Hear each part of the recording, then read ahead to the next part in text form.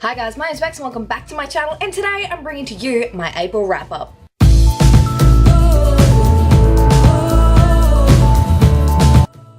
And gone, and my reading for this month was a little bit lower than normal for myself. I only finished 3 books in the month of April. One of them was for the superhero-thon, which I will not be talking about today because it'll be up here in the superhero-thon wrap-up. After the superhero-thon, I hit a massive slump, and I only was able to get through 2 books.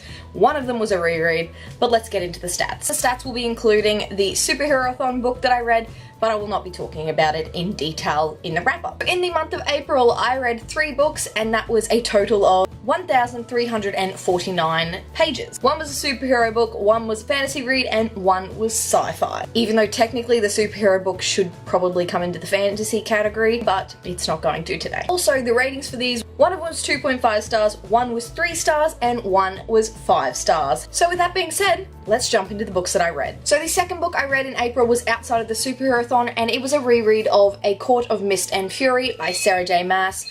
I was in a massive slump, and I could not get into reading absolutely anything. So I thought I would pick up one of my faves and to dive back into the world before A Court of Frost and Starlight came out in May. But I gave this one a 5 out of 5 stars. I love Court of Mist and Fury. I think it is the best book in the series thus far. The best thing I like about these books is the characters. I absolutely love the Inner Circle, and I love getting to know about the Inner Circle, and I find you can see things throughout this book. All the foreshadowing, now that I've reread it again. This is my 3rd reread of A Court of Mist and Fury, so I think it points out there at how much I actually love this series. If you don't know what A Court of Thorns and Roses is, I'm not sure where you've been hiding, but it's basically a Beauty and the Beast retelling, and it follows a girl named Feyre who kills a sentry to the Fae. And then basically one of the Fae come and take her into their lands, and she must spend her life in the Fae lands for the life that she took.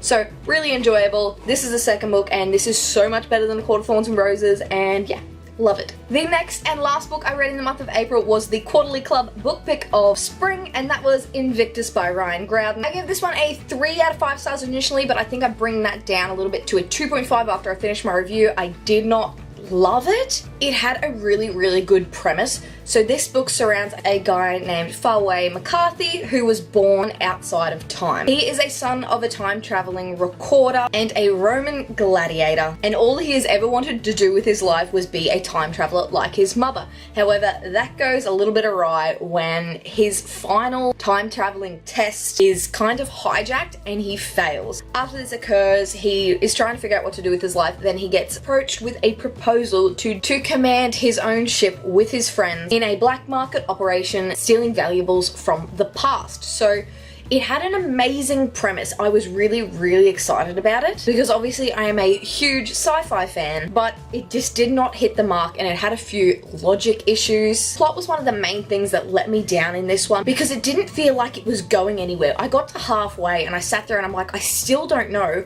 what the point of this book is. Started getting really frustrated because it was very slow. What I did like about this book, that it has some animal representation that is amazing. It mentions a quokka, and the team on board their spaceship has a red panda, which is amazing. I also enjoyed the whole concept, but unfortunately I don't think it was executed as well as I would have liked. I gave this one a 2.5 stars. So unfortunately it did not hit the mark, but you know, what can you do? Also, if you want to hear the Quarterly Club's thoughts on the book Invictus, I will leave a link down below so you can go check out the live stream and see what all of the booktubers thought of the book. And that's it from me today, guys. Those are all the books that I read in the month of April, and I know there is not a lot of them, but what can you do? When you're in a slump, there's not much you can do about it.